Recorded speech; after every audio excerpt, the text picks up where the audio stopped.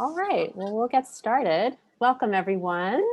I'm Catherine Galsinopoulos, Education Program Manager here at EcoFarm. And to tell you just a brief bit about EcoFarm, our vision is to nurture just and ecologically sustainable farms and food systems through education, alliance, building, celebration, and advocacy. We are based in Santa Cruz, California, and host the annual EcoFarm Conference each January, now in our 41st year. And for the first time this coming January to be presented virtually. We've launched this Dirt First Farmer to Farmer conversation series in order to provide year-round programming and also in response to the COVID-19 pandemic in order to bring folks together during this difficult time. We would like to show and respect and acknowledgement to the Amo Mutsun and Rumsen Ohlone communities and elders who are the Indigenous custodians of the land where EcoFarm's offices are based and the annual conference is held. We invite you to add who you are and where you're calling from into the chat. And if you're not familiar with Zoom, you may wish to view speaker view. And now I will hand it over to Sanjay, who is our moderator for today's exciting panel. Thanks, Sanjay. Thanks so much, Catherine, and thanks to everyone at EcoFarm. My name is Sanjay Rawal. I'm a documentary filmmaker. You might know my film Food Chains about the coalition of Immokalee workers from 2014 that was produced by Eva Longoria and Eric Schlosser with Forrest Whitaker as a narrator. I was very fortunate to direct and release a new film called Gather, which includes Jason Momoa, the native Hawaiian, as executive producer, and was developed in partnership with the First Nations Development Institute, a premier native nonprofit out of Longmont, Colorado. I need to acknowledge the presence on this call of my dear father, Dr. Sanjay Rawal, who is zooming in from San Leandro, where I grew up. He has been a part of the EcoFarm family for a number of years now, and I'm sure a number of you on the call know him. But I would like to pass the conversation off quickly and importantly to Dana Barrios, native California Ventureño, Chumash, who is based in the territory now around Santa Barbara. And I would love for her to launch off this conversation in the way that she sees fit. Haku, I just want to say hello, everybody. 109 participants, that's pretty amazing. It's good to see everybody here today. We always like to open up in a good way and to say a brief prayer. I would like to take a minute and just honor my ancestors. My ancestors are from the island of Santa Cruz, which we know as Lumu, specifically from the village of Swahil. So I'm literally standing and living on the lands that my ancestors have been here for tens of thousands of years. It's an honor and it's a privilege to be able to still be standing on these lands. I would like to thank you all for being here today. I would like to thank Creator for bringing us all here together to learn about sustainable food systems, to learn about different Native traditions, to make people aware that we're still here. And I would like to thank all the animals and all the four-leggeds, all the two-leggeds, the birds in the sky, the fishes in the ocean, for they all bring us life and they are our brothers and sisters. I would like to thank them and thank you all for being here. And I ask that everybody listen with an open heart and an open mind, and to just be in a good way today. So thank you. Thank you so much, Dana. We're very fortunate as well that most, if not all of the participants watched Gather last night or previously. So they'll know Elsie Dubray and Sammy Gensaw, folks that, need no introduction. And, I'll be excited to have them share more about their work in a more formal way than me just reading their bios. Sammy, as another native Californian, can you give us a little sense of, before we get into the deep topics, what sorts of foods you're foraging for, harvesting right now? You're on the Klamath, you're in Requa. How's the salmon run going this time of year? So right now they just wrapped up acorn season in Northern California. These big winds will actually knock acorns off the trees. The salmon season is just wrapping up in as well, but we're looking forward to a great steelhead season and also eeling. Our hunting season just wrapped up, which was very successful to us as well. So it's really awesome to be able to, still have these foods and to be able to share with you guys today. So thank you for having me. Thanks, Sammy. Elsie, people know you as a high school student entering into Stanford, but the film was shot a couple of years ago. Can you tell us where you're calling in from right now and what you're up to? Yeah, Medakuye am petukinle chante washte na pechiuza pechto, Elsie Dubrea machia pechto, na wakpawashte he machiata hanksto, na Stanford University el wablaye exto, na wana el wanie tu yamni wonspe mich exto plamia pechto. My relatives, this day I greet you with a good heart. My name is Elsie Dubray. I am from Cheyenne River. I'm currently attending Stanford University, and currently I've been learning here for 3 years. And thank you all for having me today. So yeah, as Sanjay said, the film depicts me as a senior in high school, and I am now a third year student at Stanford University, where I'm majoring in human biology and minoring in Native American studies. And I was able to design my own area of concentration within that major called Biochemical Applications in the Holistic Health and Well-Being of Indigenous Communities, which is a mouthful, but it's exactly where I know I'm supposed to be, and what I really gets to the heart of why I want to do what I want to do. So thank you again for having me. Thanks, everyone. I'll give people just a quick synopsis of where this conversation is starting from. When the Spanish first colonized Turtle Island, they were looking for gold, simplistically. When the Anglo-Europeans, when the British colonized the US, they understood that it was going to be an important economic engine at a time when pre-industrial revolution, all the wealth came from the topsoil. The Turtle Island was by no means wild. It was a series of native farms up and down the East Coast that were stolen by settlers and turned into cash crop farms, monocrop farms, tobacco, cotton, etc. By 1763, that land had been significantly depleted.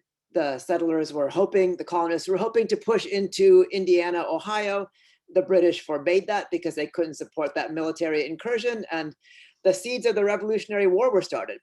America's farming history has been a westward march since then, capturing more and more land for farming, and in the process, directly or indirectly displacing Native people. So we're at this stage when farming and great organizations like EcoFarm are asking very important questions about sustainability, about refreshing farming ethos. At the same time, we're lucky on this panel to have folks that come from traditions that far predate contact, whose farming, foraging, wildlife management, forestry management systems are only now being recognized for the genetic brilliance.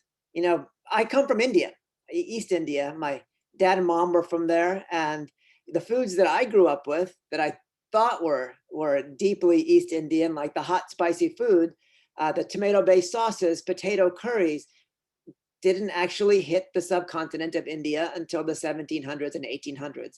San Marzano tomatoes weren't brought to Italy until the 1770s. Chocolate, again, potatoes, cassava in Africa, a lot of legumes, pineapples, avocados, the list is sort of endless, but the entire world owes an incredible debt to native science. So again, it's like the perpetuation is that this was a wild land of untamed resources without a deep ecological basis. And those who watch the film and those who've done any reading know that's completely false. So with all of those caveats and facts in mind, Dana, let me just throw something at you. It's November. A lot of people celebrate a holiday called Thanksgiving. How do you mark that occasion? I know it's a political conversation and we're in a farming community, but this is Native American Heritage Month. What's top of mind when it comes to that holiday for you in California? Good question. I think that's something that's always a difficult question for us Native people, and it varies from person to person, to be quite honest. I think for me, gathering and celebrating over food has always been a tradition of Native people. Here in Ventura, for the Chumash people, we celebrate, this is the time of Hutash, which means Mother Earth in our language. So we have our own gathering ways. We celebrate, and at some point, you know, back in the day before colonization and missionization happened, Chumash tribes from the north and from the south and even from the east would all come to Ventura County and celebrate here on our traditional homelands. It was a big time of gathering. So I think we still like to celebrate gathering, right? We still like to celebrate foods and family and traditions.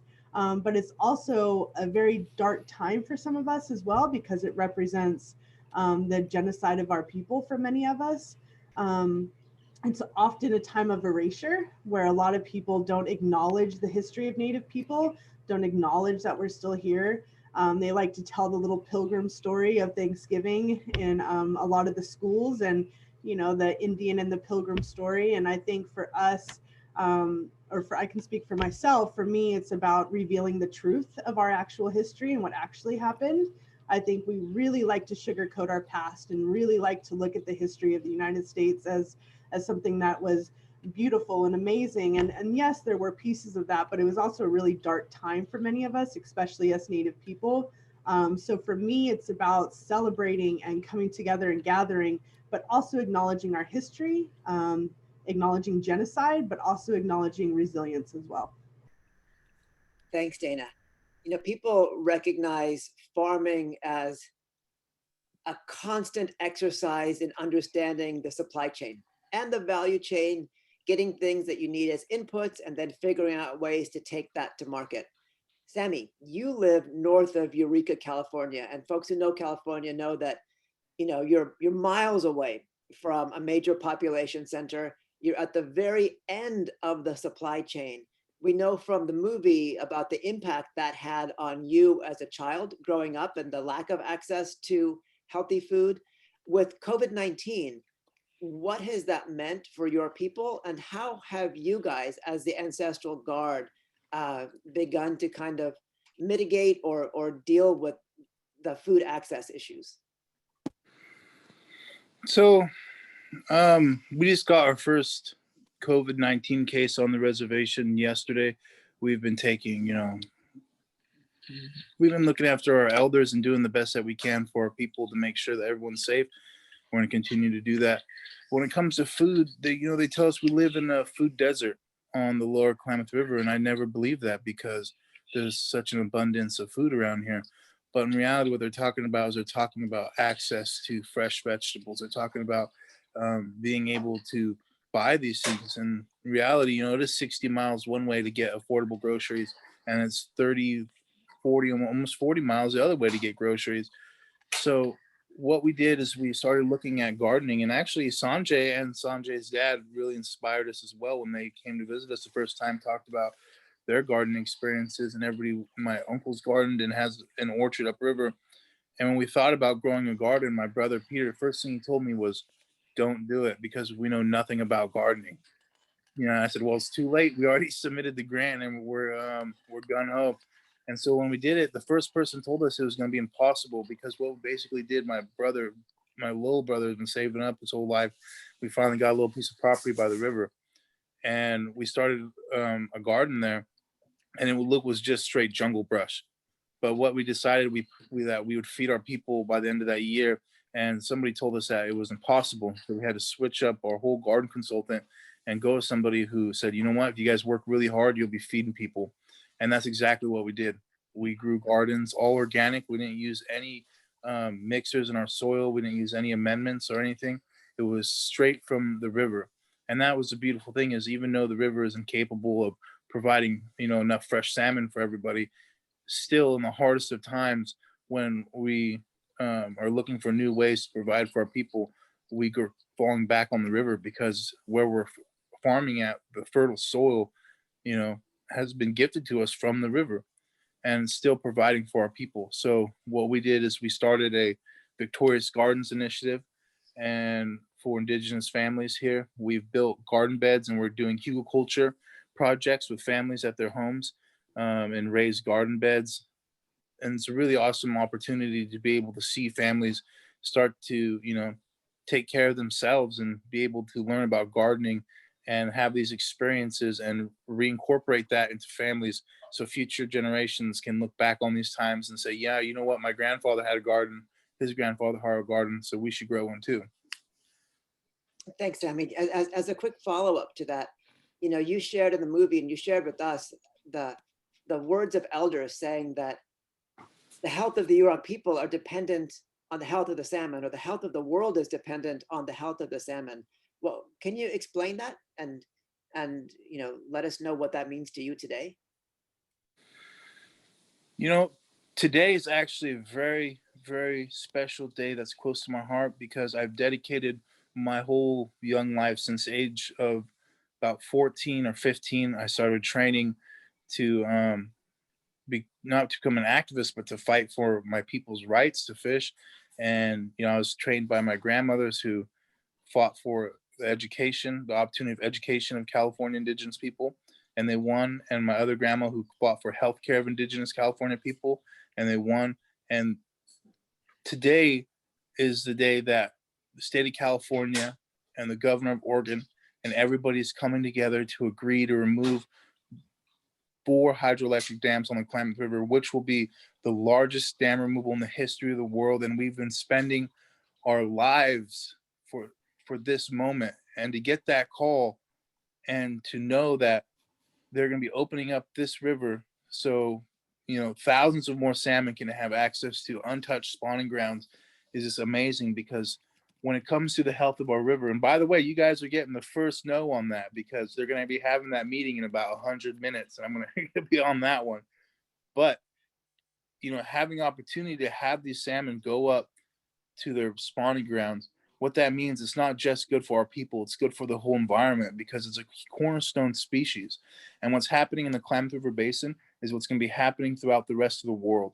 So the United States government, when it talks about, allocating water to farmers in Southern California, or farmers, that's where we have always demonized farmers, because when we go to the government, they are the ones who are taking our water, is what they're telling us. And there's been this divide between our ability to harvest salmon and provide for our people and make sure that our river is healthy and strong, and the river's ability to support farmers, when in reality, there's enough water in this basin to support all life in the Klamath Basin, farmer and fisherman.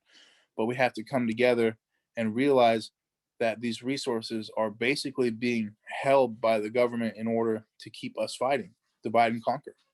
So having a salmon back in this river is not just about feeding our people, but it's restoring and being able to practice in those ancient methods of restoration, and reuse those today and take them out from tradition and bring them into our daily culture, because there's a difference there. I feel like we should just observe a moment of silence in honor of all the work of you, your ancestors, and helping reestablish the health of your river.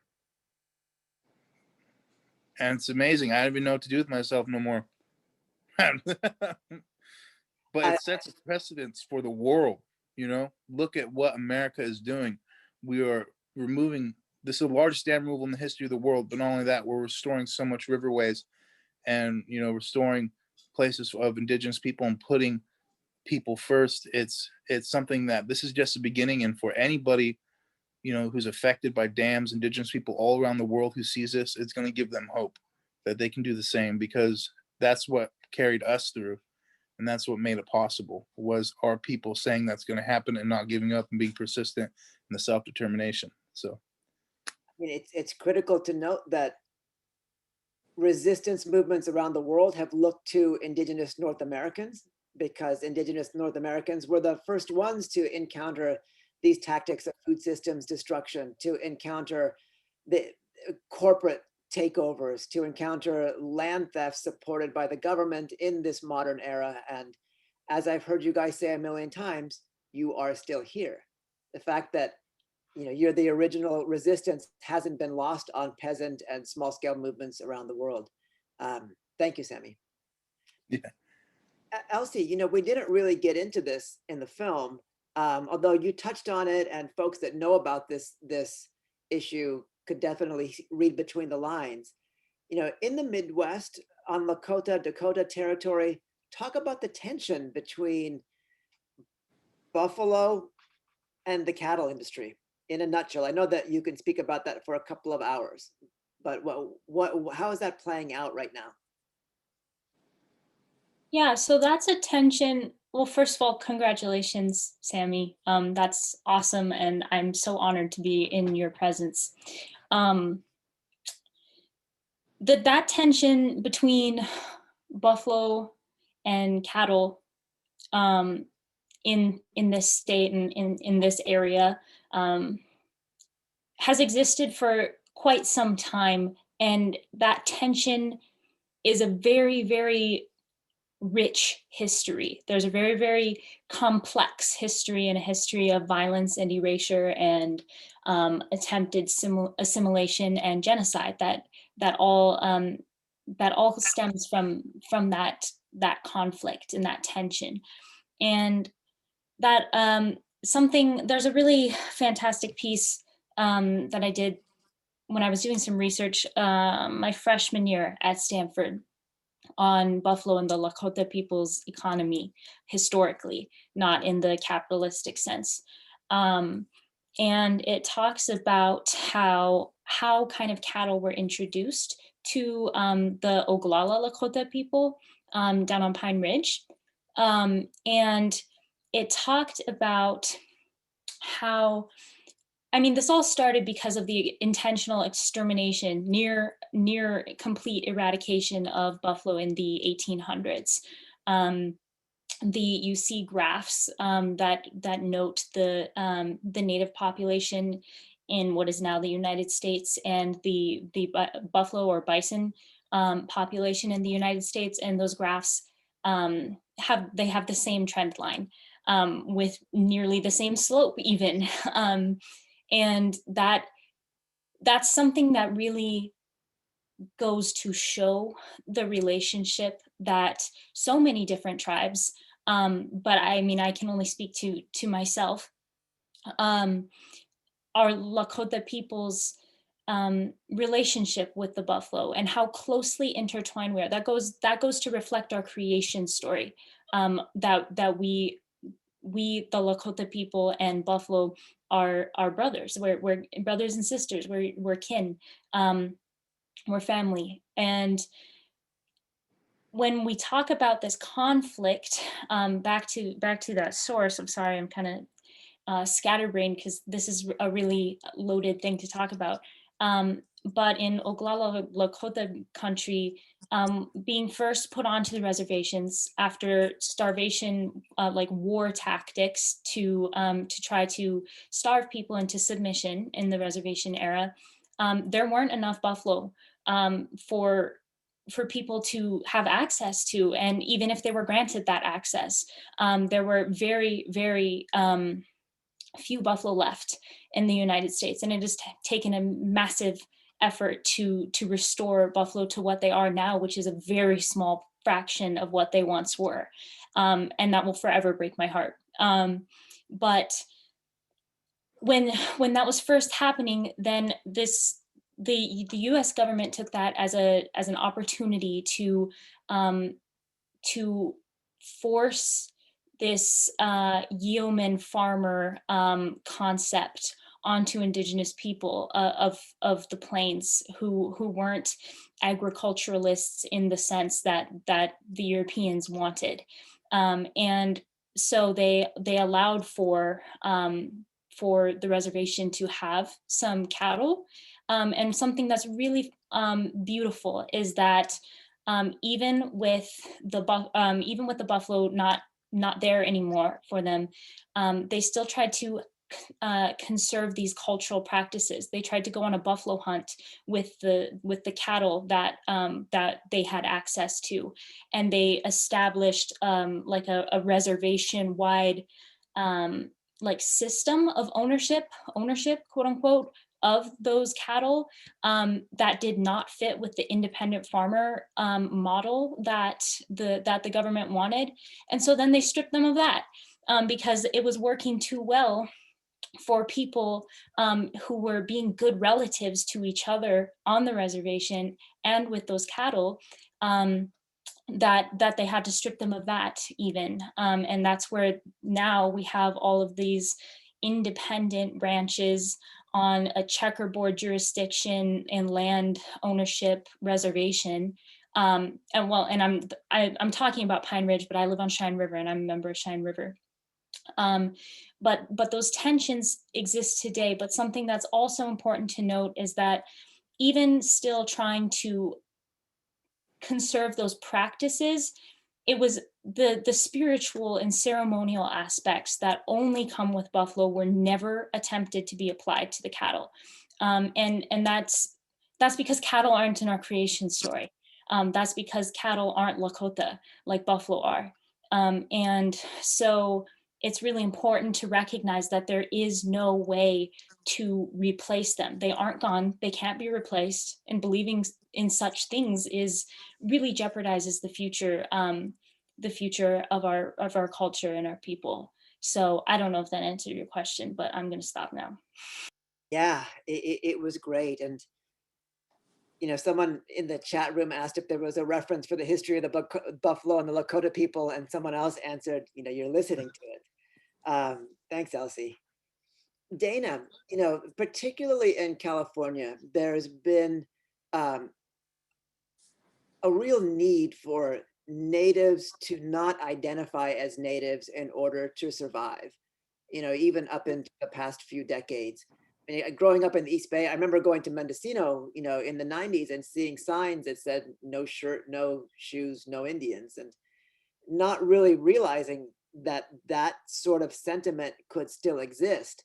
And a lot of native peoples in California don't have reservations, don't have tribal land. And you've done a lot of work in quote unquote urban settings, but traditionally native land. What is that like, and what sorts of resources are your people trying to build or rebuild? Good question. So I think for the purpose of education, I think, a lot of people think about Native American people and they think about reservation lands, right? They think about people living on the res. And for us here in California, a lot of us actually aren't even federally recognized. So when it means that you're not federally recognized, it means that the government doesn't actually see you as Native people. It means that the government does not give land, does not give any rights at all, period. So what that means is we don't have any land. So we don't have a base to gather, or we don't have a base to grow food. We don't have a reservation lands to live. So we often are shoved into urban centers. And actually, I worked up in Sacramento for very many years, and that's an urban relocation center.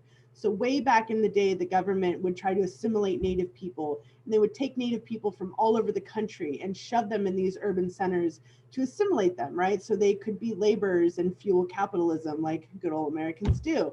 So I think so a lot of us ended up in these really big city centers, and a lot of people didn't have the tools to even practice culture, right? You don't have your family with you. You don't have your traditions usually with you. So you had to be inventive and you had to do things differently. So like in Sacramento, we would actually take people on urban plant walks, right? And take them through the cities of Sacramento and say, hey, this is where some of actually the traditional foods are here in Sacramento, like, which are basically weeds growing out of the ground, right? So like we would have to be inventive with how we taught people about food and what that means.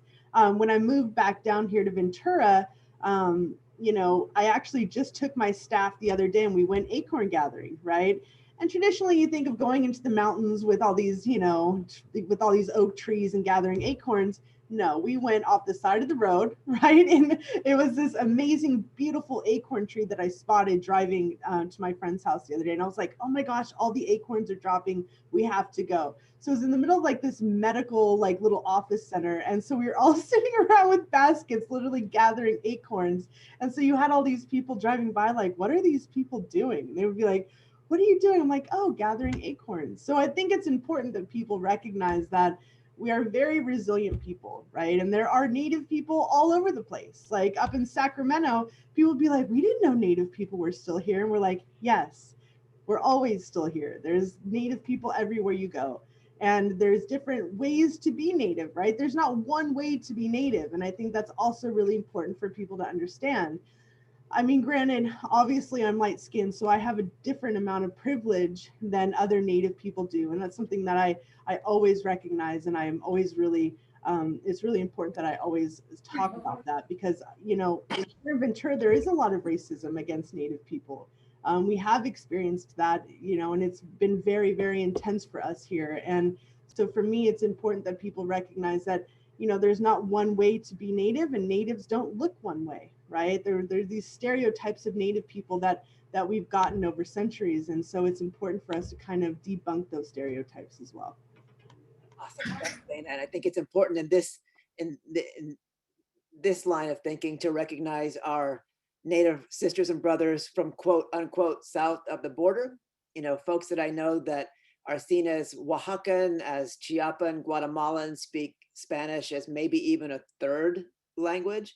The border between the nations has never really existed in creation stories or in terms of food sovereignty or farming. So there's a lot of Oaxacan folks in California, Chiapan, Guatemalan, and they bring their indigeneity. You see the beautiful food customs, the beautiful clothing that they wear. It's not, you know, it's from their backgrounds. To give Dana's comments a little bit of historical context. You know, 1847, 1848, California was ceded by Mexico to the United States. The California State Legislature in 1850 passed something called the Act for the Government and Protection of Indians, which effectively allowed the enslavement and the murder of Native peoples. At the same time, the federal government promised Natives about 8.5% of California's landmass. So they went from 100% of stewardship to about 8.5% landmass across the Sierra borders. Of course, that was right where the gold rush was happening. So about half of California's Native peoples began the move from their traditional homelands to that new promised land. At the same time, as they moved off their traditional homelands, Congress opened up those homelands for settlement. By the time they got to that, quote, new reservation, it was taken from them, namely because the California congressional delegation blocked the federal ratification of those treaties. So in one fell swoop, half of California's Native population was left homeless. And because of this act for the government and protection of Indians, the worst genocide in American history happened across the period of a couple of decades. In fact, the 13th Amendment didn't wipe that legal enslavement from the laws in California. Those weren't taken out of the California legal system since 1920. I mean, it's painful. It's horrific to hear.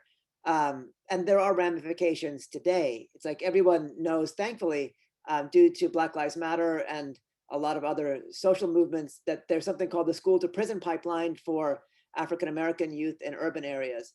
There always has been a foraging or a hunting to prison pipeline for Natives. You saw it in the film Gather, the salmon wars, the fish wars in the 70s. Fish and wildlife has been used as an arm of the government to continue policies of colonization. And I know, Sammy, this hits close to home, but what is that like as a Native hunter, a Native fisherman, to have to deal with the oppressive arm of government, just being yourself? Well, you know, recently we entered into, and I got to think about it as I have recently, because we did we're doing a study with UC Davis on our programming, and when they started asking questions and looking into what's going on, I realized that there's more of an opportunity. For instance, on the reservation just not too long ago, my friend's vehicle was shot and went through the back of the cab. There was a miner in the car and it ripped through his side, and he had to almost drive himself to the hospital, and then or to his dad's house so he can go to the hospital. But when the police were called, they said they're not going to do an investigation. They're not going to come down. They're not even going to look, because they probably wouldn't figure out anything anyway. In the middle of a neighborhood surrounded by houses, and it's just it's amazing. And this is stuff that we see today, continue. It doesn't stop. But also the fact that we fight so hard, and where I come from, there's more of a chance that you can die, you can get wiped out, than succeed. And that's what we're fighting every single day with our food policies, with our right to hunt and gather. When I go out and I say, I'm a fisherman, yeah, I fish, and I'm a hunter, yes, I hunt my traditional homelands. Our people have always done this, and every single generation there's people that go to jail for it, people who go to prison for it, who lay their life on the line. And that's what you got to do, is because you can't settle for anything less than true sovereignty. When it comes down to it, when my family is hungry, I'm going to go hunting, I'm going to get the deer, I'm going to get elk, I'm going to get anything that we need to make sure my family's eating. When it comes to fishing, they try to shut down the coastline. And when my grandmother wanted mussels, there was nothing that was going to stop me from going out and getting these mussels from my grandmother. It's this kind of mentality, this attitude, this resilience that has pushed our people forward, because we know just because it's the law doesn't mean it's right, because the system of oppression has been placed upon our people since the beginning of their arrival. And so when I go out, there's a chance that I'm going to be harassed by state park. I'm going to be harassed by the national parks. I'm going to be harassed by the state of California. But that only makes me stronger. It makes my tactics better, and it improves who I am as a hunter and as a fisherman. And to even think about, I'm still being criminalized for being an Indigenous person trying to live within my own territory is mind-boggling. And it's been normalized, and it's just been being able to talk about it and think about it is more, think about less as what I'm living and more of as a system of which I'm living in.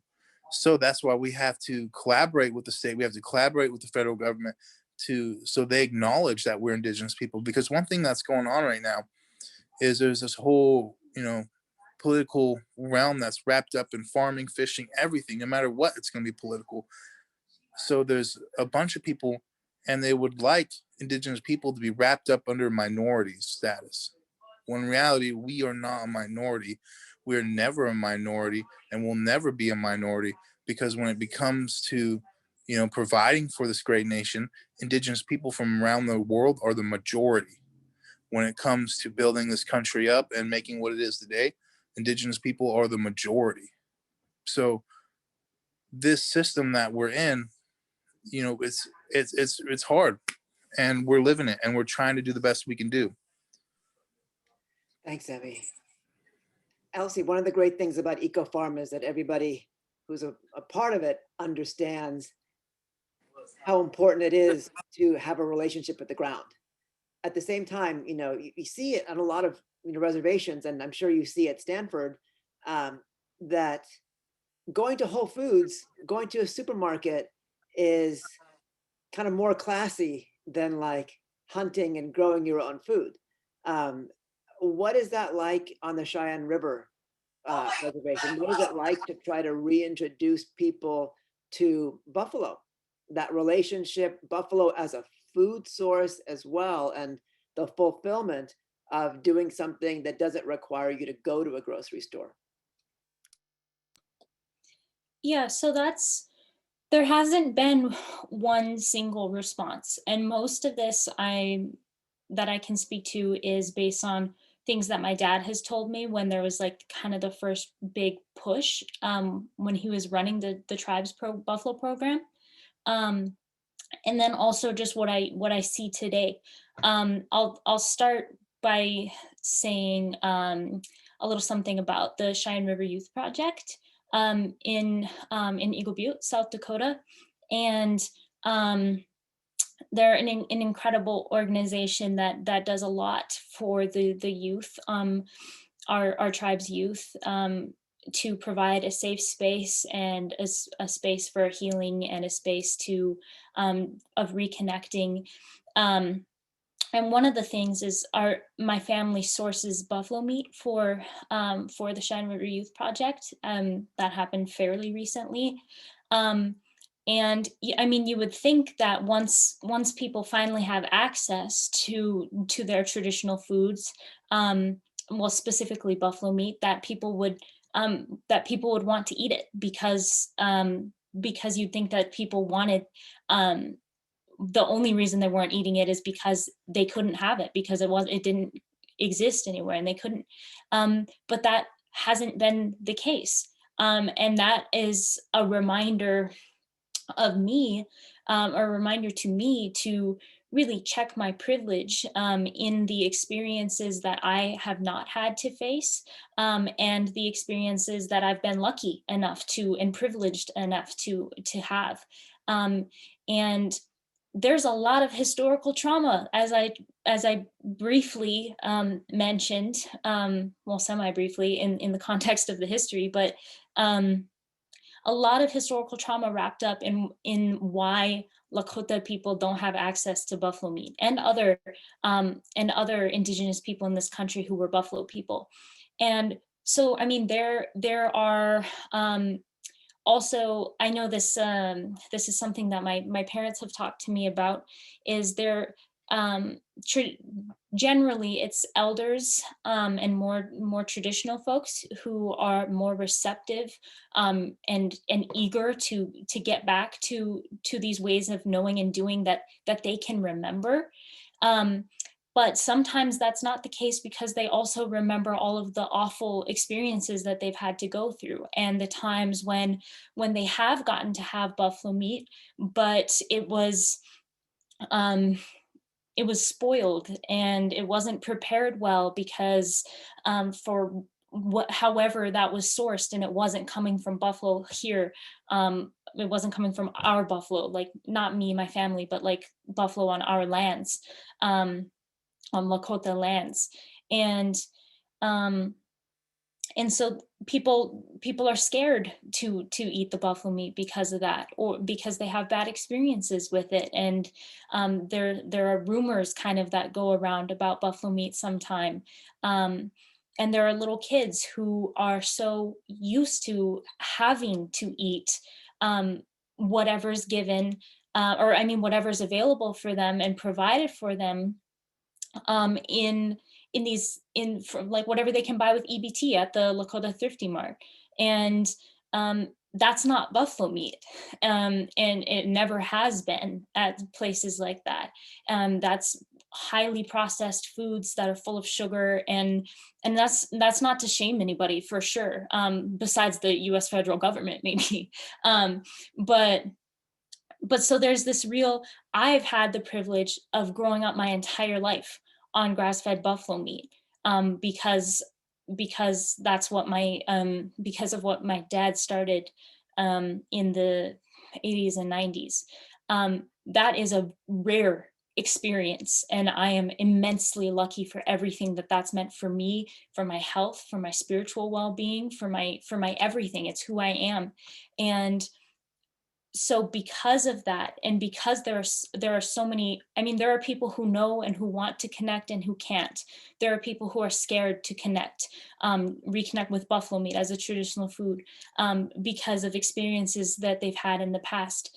And so I think it's important to recognize that there hasn't been one singular response to it, but that there is one singular answer or thing or solution or thing that needs to happen, and that's for buffalo to be available for everybody here. And so I want to continue to try to make that a reality.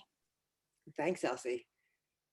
I think Sammy would agree with this point too, that people who know anything about Native California organizations know that all the important ones are run by women. And so it's a real privilege. I mean, seriously, it's like, if you want to enjoy a life in California, do not cross a native California woman. And so people might not know the power really that Dana brings to this panel, and the representation that Dana brings to this panel. Dana, how can folks support Native women in California and the organizations that you guys sponsor, support, and lead? Well, thank you for that. Traditionally, many Native people and Native cultures are matriarchal, right? Where it's, women that actually are in charge. And when Europeans came over, it kind of flipped and the roles reversed. One of the most important things that I, like to talk about is murdered, missing, and Indigenous women.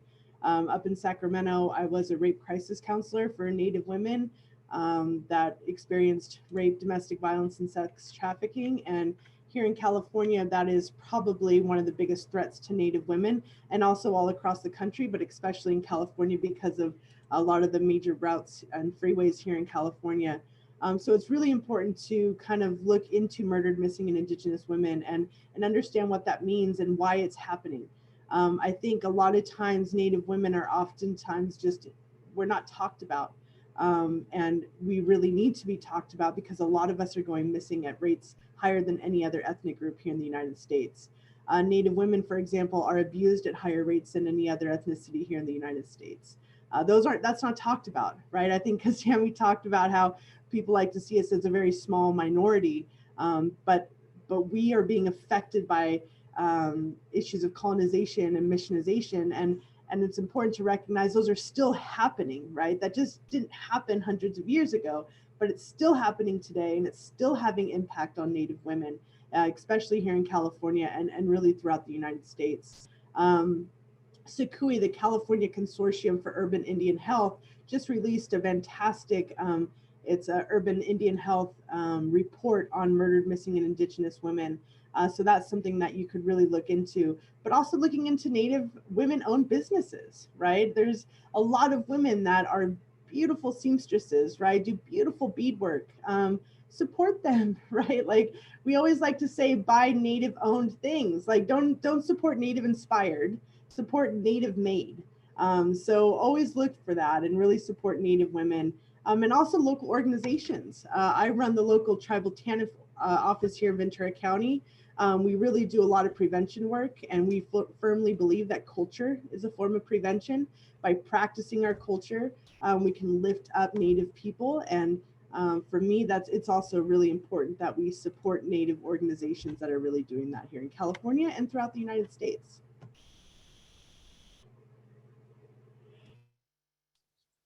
Thanks, Dana. Sammy, a question that people have often is, how can they, as non-Indigenous people, how can they support the work of Indigenous people in their area?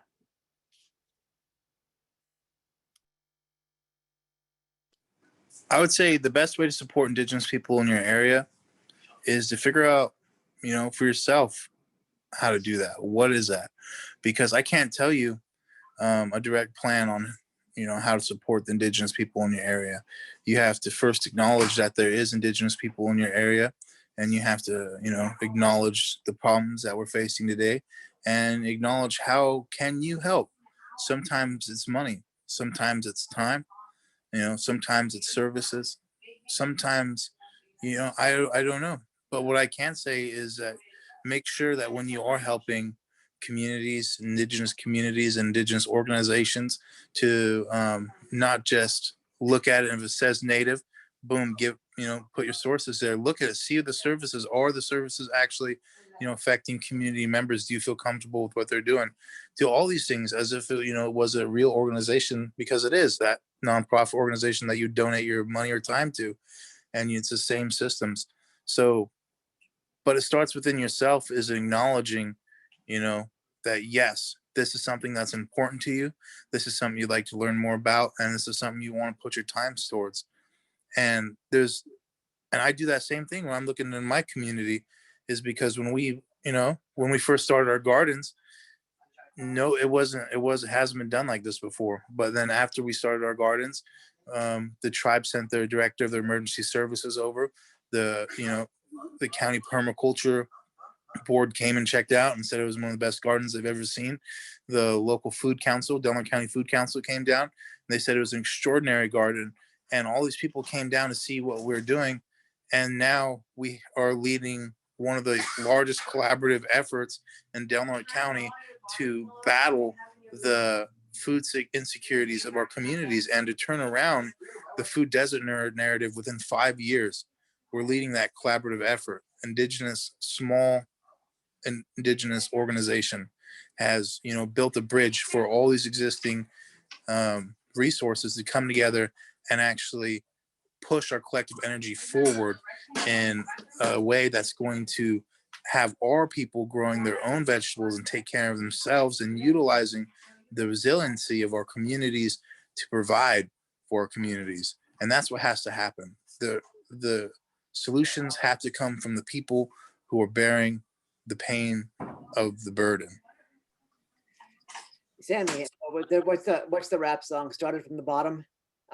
Yeah. Yeah. Start from the sticks. Yeah. I'm just kidding. Someone who's no longer live on the call, a native man, Wallace Clark, said that he wanted to get some insight on how to develop programs. From what I've seen with your trajectory, your insight was you started.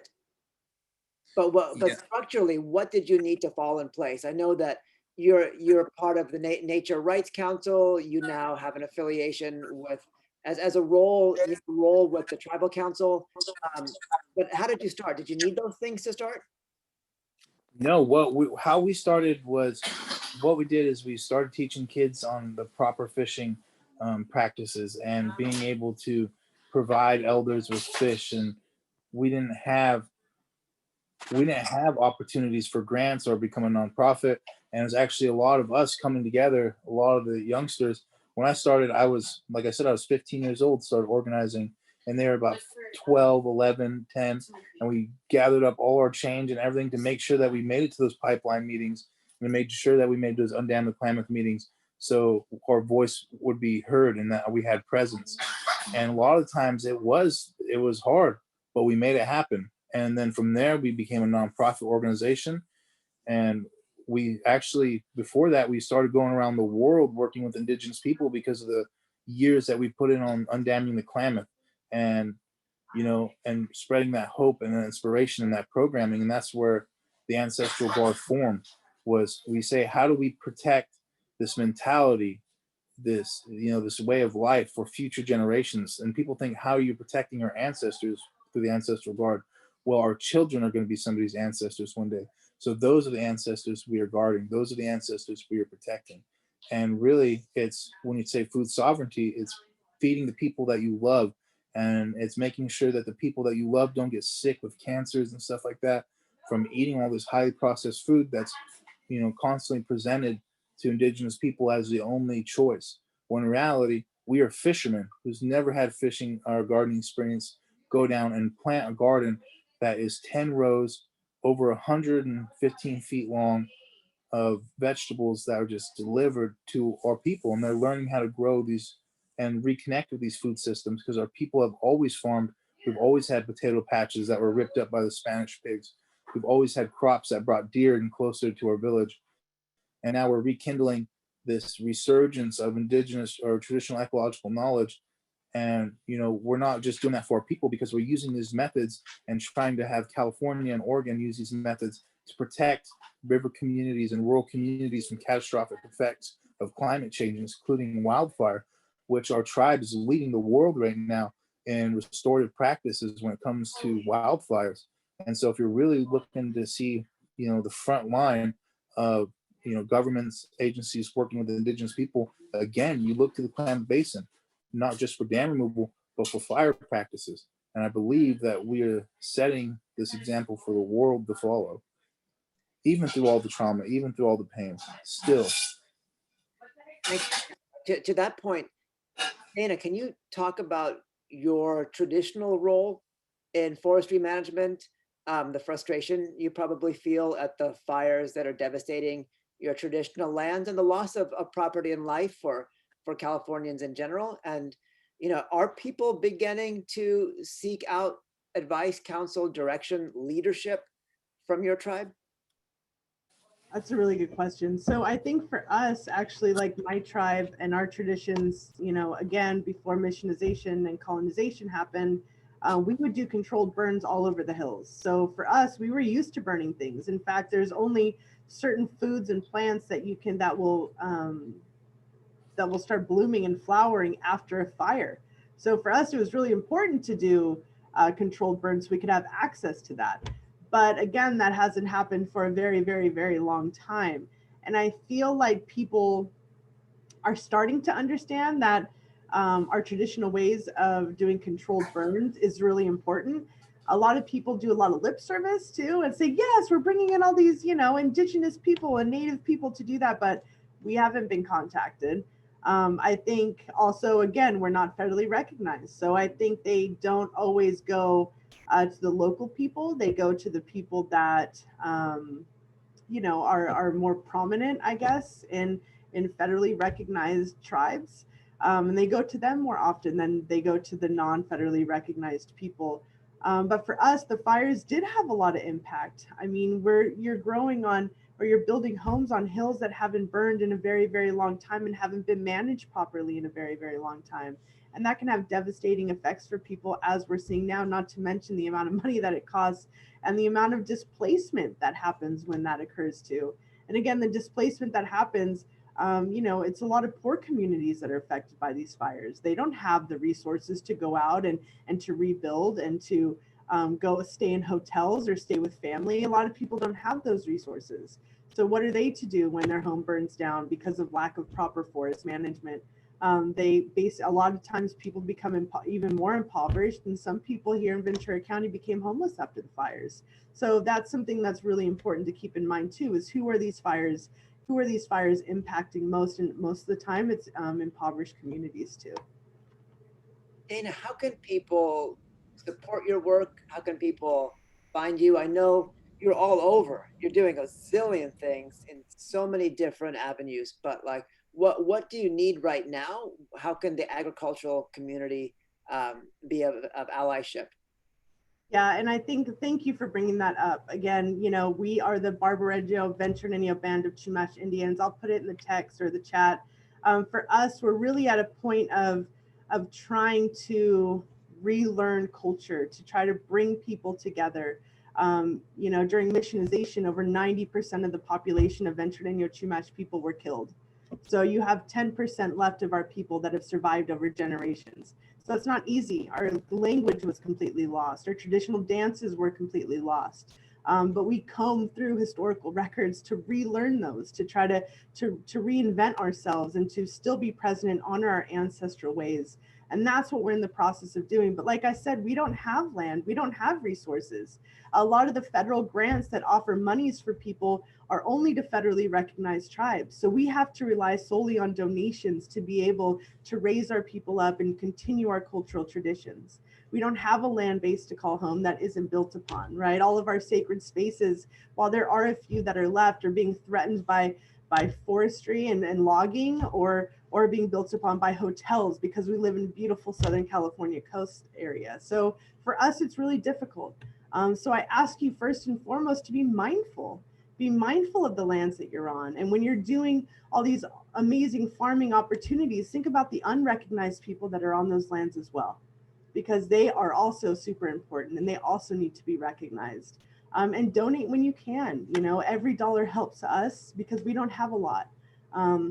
And I know there's a lot of Native people in the United States and a lot of Native tribes that are in that exact same position as I am. So, but I'll put more information in the chat. Sammy, what can people do to be better stewards on the native lands that they're on? Like, I'm in Queens, New York City. It was traditionally Matincock, Lenape land, and it's not a federally recognized band. At the same time, there's a tiny presence of those native people, but I'm living on land that probably isn't going to be stewarded by the original stewards in my lifetime. What can people like me do? That's that's a really big question. And for us, I kind of feel your pain too, Dana, because when we first started, we were just a group of youth. We didn't have any support. We didn't do any grants. We didn't do anything. And we just got together and we started to build this momentum and teach these kids. So, they started working with the plans that we've developed, and then they started making the right decisions. And so when it comes to it, the best thing you can do is invest in Indigenous children. That's where I put all my time. That's where I put most of my efforts, because if you fighting over federal grants and stuff like that, tribes are doing that all the time. But a lot of these grants that what I've seen is that they're developed to keep people in positions of poverty and to keep on giving the government opportunities to encroach upon our land, encroach upon our food systems. So being not a part of the system is what of this federal grant system and everything is what kind of gave us our strength to stand up on our own 2 feet. And a lot of the stuff that we have is directly supported by our community members and from our people who are living around us. Even every single piece of the land that we're on, everything was built with blood, sweat, and tears of actual Indigenous individuals who wanted to make difference and change. No matter where you're at, no matter who cares if the federal government doesn't acknowledge you? That like they doing what you're doing, picking up those acorns, doing that resurgence, setting that example, being able to do that, that's what's going to restore these practices, is that we maintain this collective mindset that Indigenous people are unique and special, but yet we all deserve the same respect to be treated under as sovereign nations. So if you want to continue to support Indigenous people, support Indigenous youth, support programmings that are working with youth directly, and that's my advice. Awesome. Thank you, Sammy. Elsie, how can people support your work? Do you need support? I know that you're in the middle of completing your studies, but any parting words? Support everybody else on here. I mean, change your mindset, decolonize the mind, help support indigenizing colonized spaces. And I 100,000% agree with Sammy on supporting Indigenous youth, because I mean that's a way that our ancestors have thought, and that's part of why we get to exist in our generation today, is because our ancestors did everything for future generations and for the youth, and continue to do so.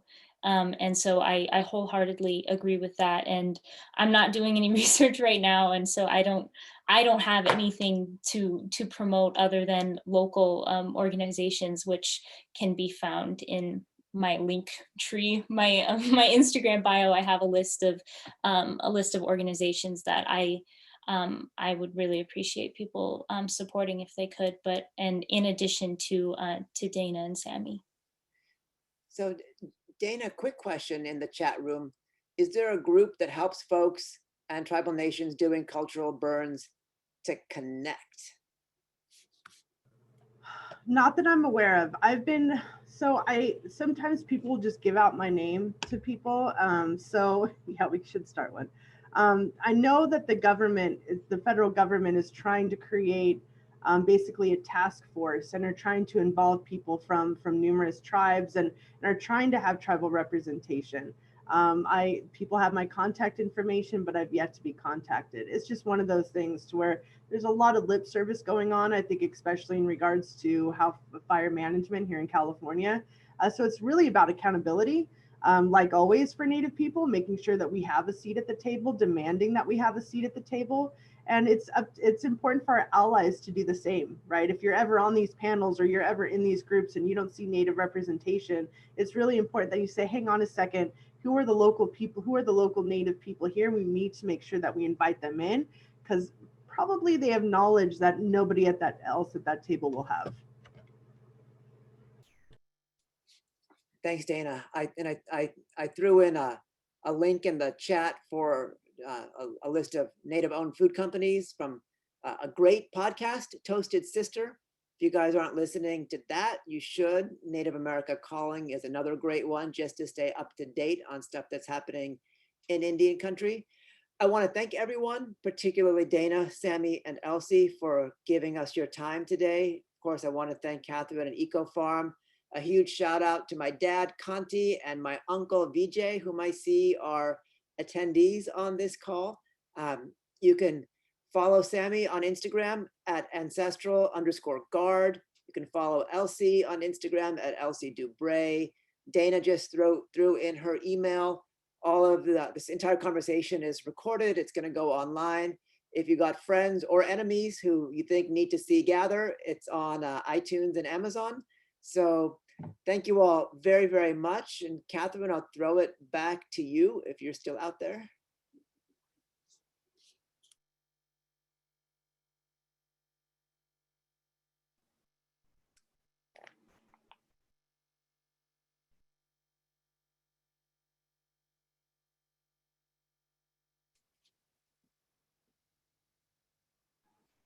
And this is also a good time for the chat room to stay open so people can get Sammy's email address. Sammy is such an amazing young man who has wisdom that really still astounds me. So reach out to him and figure out how you can help. Thanks everyone for joining us today. It's been such a pleasure. Our deepest gratitude here at Eco Farm goes out to our speakers, especially Elsie, Dana, Sammy. Thank you so much for taking time out of your busy lives to connect with so many people who are interested in hearing your stories, your voices, your passion. I know it takes energy and heart, and we here at Eco Farm, and I know so many of us listening are so grateful for what you've shared. For folks who are tuning in, the Eco Farm website has more information about our work at eco-farm.org, where you can learn more about our upcoming conference in January, as well as this webinar series, the Dirt First Conversation Series. A recording of this webinar will be posted to the website. Look for it next week. And that's everything we have for you all today. Thanks so much.